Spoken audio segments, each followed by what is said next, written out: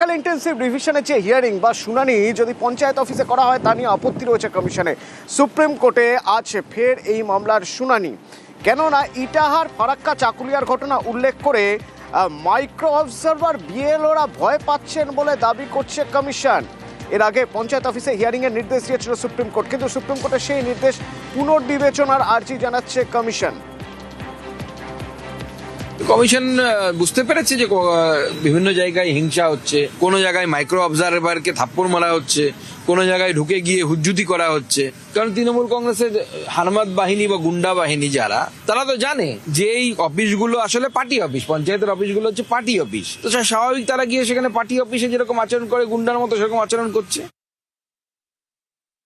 বাড়ির থেকে অনেক দূরে মানুষকে কাজকর্ম ছেড়ে, পেশা ছেড়ে তাদের সেখানে ডেকে আনছে, একসঙ্গে অনেক লোককে ডেকে লাইনে দীর্ঘক্ষণ দাঁড় করিয়ে রাখছে, যাতে মানুষ বিরক্ত হয়ে ফিরে যায়। সেই ছুতোয় ওরা নাম কেটে দেবে। এগুলো সব চক্রান্ত। দুম করে একটা কেউ কিছু একটা করলো, সেটাকে ছুতো করে এটা হবে না, ওটা হবে না। এগুলো সব বিজেপির, যাতে কোনো রাজনৈতিক সুবিধা করে দেয়া যায়, ভোটার লিস্টে কারচুপি করা যায়, সেই জন্য এখানে করা যাবে না, দূরে করব, অমুক করব, এগুলো সমস্ত হচ্ছে গোলমাল পাকানোর